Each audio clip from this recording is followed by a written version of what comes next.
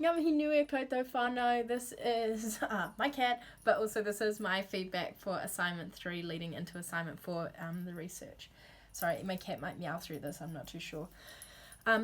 So looking at the history that lies around racism and the and the racial science that did exist in the 19th century has been really, really hard to report on in terms of I just suppose the general hate that sits around it. Oh my god, the hate that sits around it has been really hard to kind of, I suppose, research academically because it is,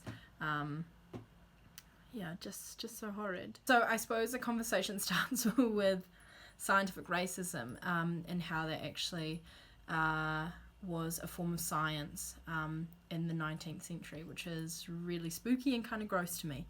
So this research has been really, really hard because it is something that is, I suppose, something that is I find very uncomfortable. But again, it's good to know the bad of the world and know the past so you can move forward, I suppose. Okay, that's enough spiel. I suppose the lens that I'm coming through around this research is more maybe a political philosophy lens. So that's something that really, really it interests me. And I think a lot of it is connected to Enlightenment theory. So this theory that, the Enlightenment age where range of ideas centered around a reason of primary, like a primary source of knowledge, and advanced ideas such as like liberty, totalitarian, and the separation of the church from the state, which, I kind of do enjoy reading about that and learning about that some more. So I suppose a lot of the political philosophers that I've looked up to in terms of Enlightenment theory have actually been, I found out through this research, really freaking horrible people. Or maybe just a real product of their time, not to excuse their actions or their theories or anything like that, because it is still hate crime through this, through this really, really gross racism. So we've got some real main Enlightenment theorists who are pretty classic of their time. So we've got Voltaire, who believed that, through the research, he believed that different races developed independently from each other, which kind of sucks.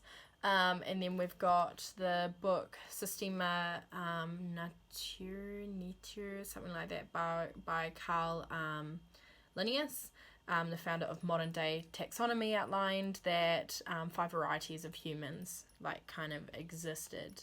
And then we have Immanuel Kant, who pretty much, his ideas around races were based on good or bad stereotypes while claiming to be reasoned philosophy, which is really gross. So white is right and black is just terrible, which is really effed up.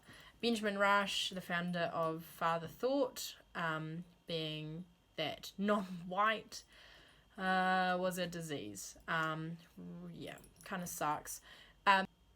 Being still used and justified within hate groups, which is so gross and wrong, but unfortunately it is the world that we're living in. So this necessarily, the race science itself, died when the Second World War came through, but it still exists today, and we're still seeing books and literature be published around it, which is super freaking gross. I think a big thing out of this is, especially through Europe and through the ages of colonization, if you do not see people as people, then it is easier to hold people in an animalistic way that is through slavery, and that's also how you can justify colonizing, because you have this Eurocentric way of educating and living that isn't necessarily followed through by other people, and those being First Nation people. It is really, really easy to keep people in chains.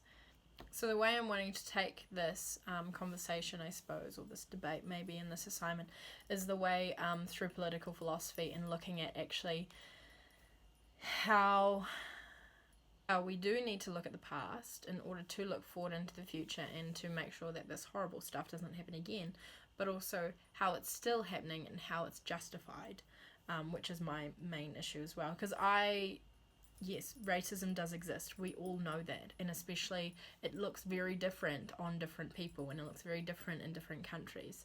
And I think I want to delve a little bit deeper into how the kind of term itself, race science, has died.